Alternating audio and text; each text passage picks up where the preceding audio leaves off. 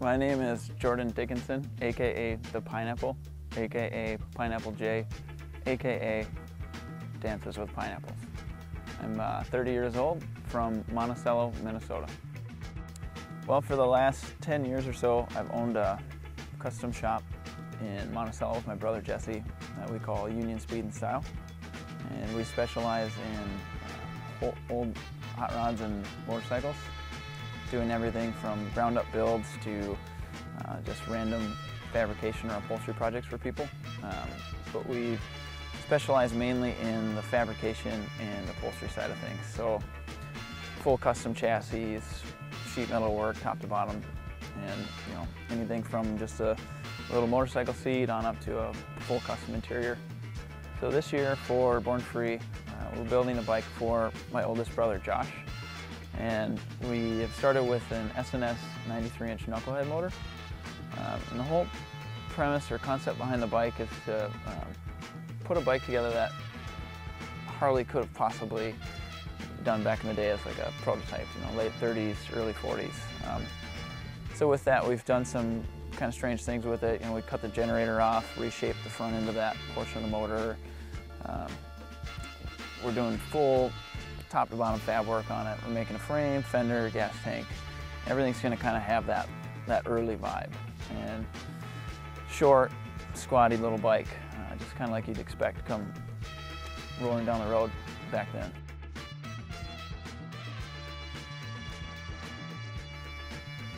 The question of why am I building this bike?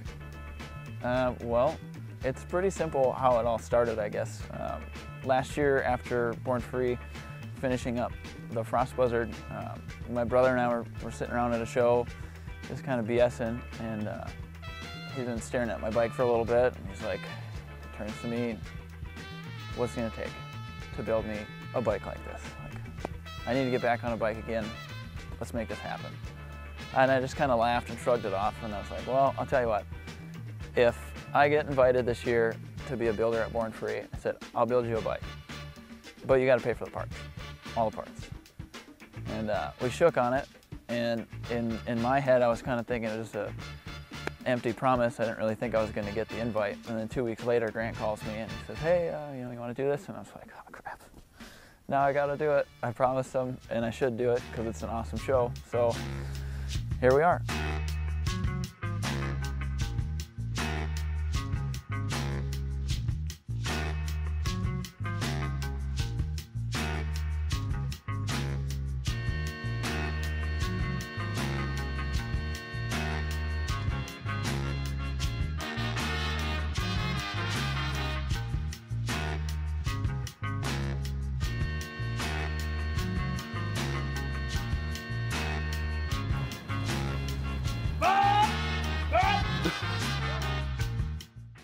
Why do I want to build a bike for Born Free? Well,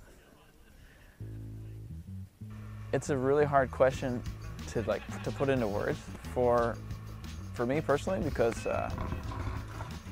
building bikes or building anything for me, like the art form, if you will, that that we're immersed in is really gratifying, but it takes up so much time, and you kind of need you need a good deadline, you need a good goal to have to get to that point to finish something up. And for what we do in the vintage bike world, this is like, you can't ask for a better stage or a better setting to bring out the most recent thing that you're doing. And then, all year long, when it's,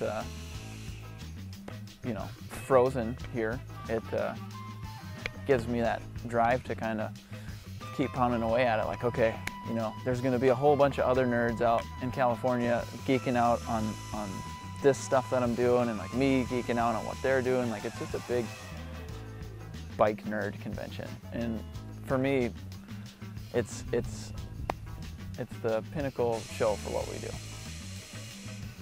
I heard about Born Free probably one or two. I don't remember exactly which one, but either way, I wasn't able to attend it. I missed it.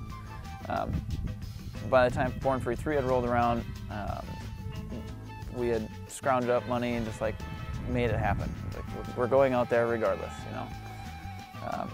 And we went out, set up, checked out the show, and as soon as we rolled in to put our booth up, I was like, oh, man, how did we, this is gonna be amazing. You know, just the location that it's at alone just kind of sets the tone for everything. And then you get people from all over the U.S. coming in, all over the world really, trekking in from everywhere. All your friends and, you know, new friends that you get to meet while you're there, just bringing insane stuff. And for us, it's kind of just become a, you know, destination for the year. Like, we don't miss it now. So it's, I think, grown to a level that anybody can appreciate. It's just really good quality show.